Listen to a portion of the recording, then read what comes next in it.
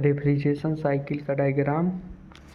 एक कंप्रेसर में 3 टर्मिनल होते हैं, कॉमन, रनिंग, स्टार्टिंग। 3 लाइनिंग होते हैं, charging line, discharge line, suction line. Discharge line से जाता है कंडेंसर में, कंडेंसर से होते हुए रिसीवर में, रिसीवर से फिल्टर में, फिल्टर से एक्सपेंशन वाल्व में, एक्सपेंशन वाल्व में से एवापरेटर में, एवापरेटर में से कंप्रेसर में। यही प्रोसेस बार बार करता रहता है और कूलिंग करता रहता है। Refrigeration cycle. रेफ्रिजरेशन साइकिल में कंप्रेसर महत्वपूर्ण भूमिका निभाता है। यह कंप्रेसर अपने डिस्चार्ज से हाई प्रेशर तथा हाई टेम्परेचर रेफ्रिजरेंट वेपर अवस्था में निकलता है, जो कंडेंसर में जाकर ठंडा हो जाता है।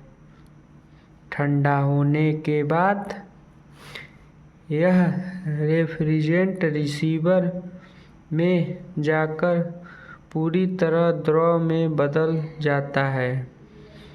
द्रव में बदलने के बाद फिल्टर इसे शुद्ध कर देता है।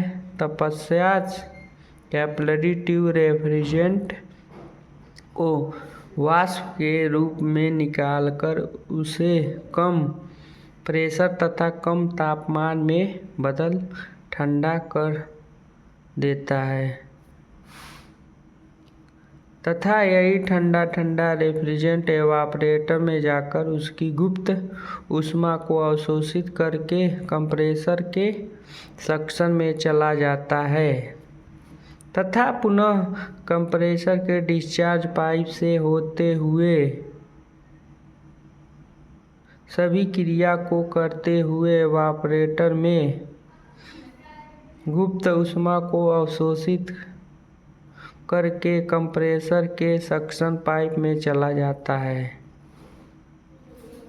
और यही क्रिया बार बार होती रहती है, जिसे एवापरेटर पूरी तरह ठंडा हो जाता है। इसे रेफ्रिजरेशन साइकिल कहते हैं। रेफ्रिजरेशन साइकिल में कंप्रेसर बहुत महत्वपूर्ण भूमिका निभाता है। यह अपने डिस्चार्ज पाइप से हाई प्रेशर तथा हाई टेम्परेचर वेपर के अवस्था में निकलता है, जो कंडेंसर में जाकर ठंडा हो जाता है। ठंडा होने के बाद रिसीवर में जाता है, रिसीवर में से जाकर फिल्टर में जाकर फिल्टर इसे शुद्ध कर देती है। एक्सपेंशन वाल्व से होते एवापरेटर का गुप्त ऊष्मा को अवशोषित करके कूलिंग का प्रभाव डाल देता है। यही एवापरेटर से फिर कंडेंसर में आता है। यही प्रोसेस बार बार करता रहता है और कूलिंग का प्रभाव बढ़ता रहता है। यही एसी फ्रिज